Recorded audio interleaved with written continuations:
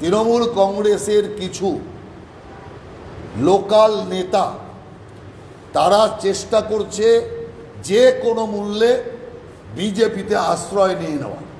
যে কাজটা ওখানে করেছে সে কাজটা এখানে করতে চাইছে।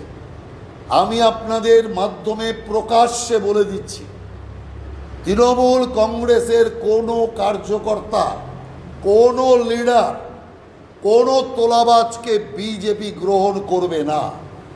যদি বিজেপির কোনো নেতা, কোনো নিচু স্তরের কোনো কার্যকর্তা এদেরকে গ্রহণ করে আর এর প্রমাণ যদি হয়, তাকেই বিজেপি ছাড়তে হবে, এটা পরিষ্কার জানিয়ে দিচ্ছি। অতএব কোনোভাবে রেয়াত করা হবে না।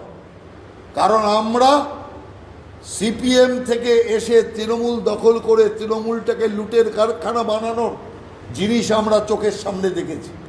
তৃণমূলের অধঃপতনের সবচেয়ে বড় কারণ হচ্ছে এটা, যে সিপিএমের যত গুন্ডা সব তৃণমূলে ঢুকে গিয়ে গোটা তৃণমূলটাকে হস্তগত করে এই লুট চালিয়েছে।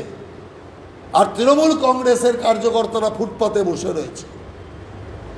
যদি তৃণমূল কংগ্রেসের কার্যকর্তাদের দ্বারা তৃণমূল কংগ্রেস পরিচালিত হতো তাহলে এতটা অধঃপতন হতো না।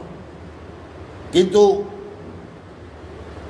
একই জিনিস বিজেপির ক্ষেত্রে আমরা হতে দেব না।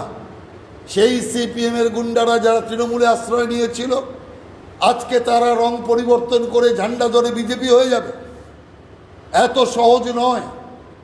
অতএব তারা বিজেপিতে এসে আবার সেই তোলাবাজি শুরু করতে চায়। কোনোভাবেই এই জিনিস আমরা হতে দেব না। এটা পরিষ্কার আমরা খোলা ঘোষণা আপনাদের সামনে করে যাচ্ছি, যাতে আমাদের কথা পাল্টানোর কোনো অবকাশ না থাকে।